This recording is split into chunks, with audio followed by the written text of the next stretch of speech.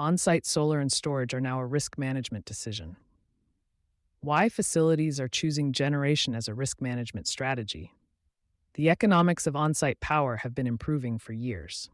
What's accelerating adoption now isn't the sustainability case.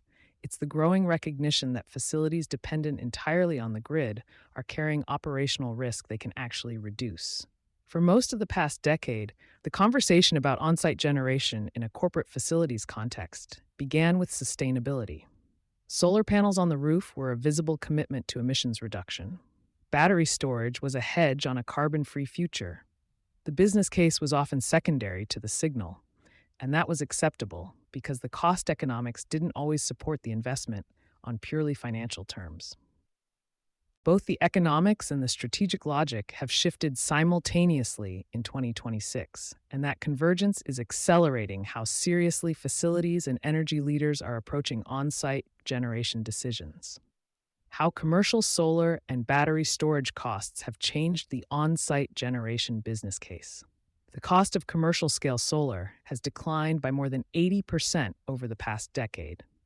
Battery storage costs have followed a similar trajectory. According to the National Renewable Energy Laboratory's (NREL) most recent analysis, the levelized cost of energy from a commercial rooftop solar installation in most U.S. markets is now below retail electricity rates, in many cases meaningfully so.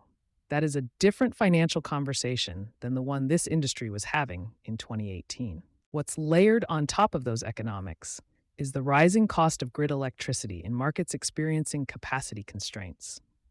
When peak demand pricing, capacity charges, and demand response penalties are factored into the full cost of grid source power for a large commercial or industrial facility, the comparison point against which on-site generation is evaluated has moved higher.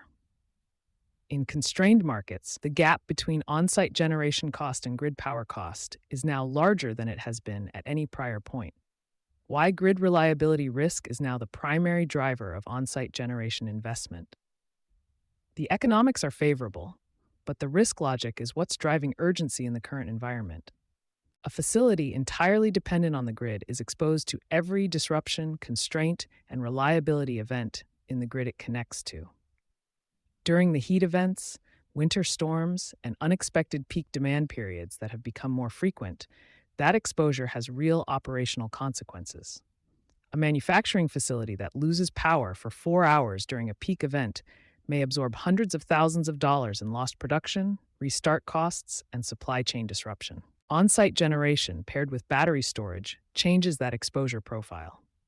A facility with sufficient on-site capacity to cover critical loads during a grid event does not eliminate grid dependence, but it materially reduces the tail risk exposure that comes with 100% reliance on external supply. That shift is becoming more visible in market data. Wood Mackenzie and the American Clean Power Association report that the U.S. installed a record 18.9 gigawatts of battery energy storage across utility, commercial, and industrial and residential segments in 2025, a 52% increase over 2024 levels. Within the community, commercial, and industrial segment, installations reached 191 megawatts in 2025, with Wood Mackenzie projecting the segment to grow another 23% from 2025 to 2029. Adoption remains most concentrated in regions facing the highest reliability pressure, volatile peak pricing, and interconnection constraints, an indication that resilience and operational continuity, not just sustainability targets, are increasingly driving investment decisions. How on-site generation provides an alternative path. When interconnection queues run long, there's a second dimension of the risk management case that gets less attention: on-site generation's interaction with interconnection timelines.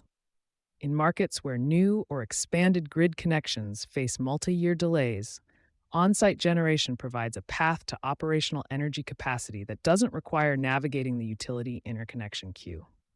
A facility that can deploy rooftop solar, battery storage, and potentially small-scale combined heat and power to cover a meaningful share of its operational load has options that a fully grid-dependent facility simply doesn't have in a constrained market. This is particularly relevant for facilities in expansion or build-out phases, where the ability to energize operations incrementally using on site resources while the utility's larger infrastructure investment is completed can preserve project timelines and reduce the financial exposure from delayed full power interconnection. How reframing on site generation as risk management gets projects approved internally. The facilities leaders moving most decisively on site generation right now are not framing it as a sustainability capital expenditure decision. They're framing it as an operational resilience investment, evaluated against the cost of grid dependent operational risk and the timeline of waiting for utility delivered capacity. That reframe changes the internal approval conversation. A CFO who is skeptical of sustainability capex may be quite receptive to a risk management investment with a quantified exposure reduction case and a favorable payback period relative to grid alternatives. The underlying project is identical. The framing that gets it funded is different, and in the current environment, that framing is increasingly the accurate one. You've been listening to Sustainability Soundbites by Environment and Energy Leader. For partnership opportunities, please reach out to our team.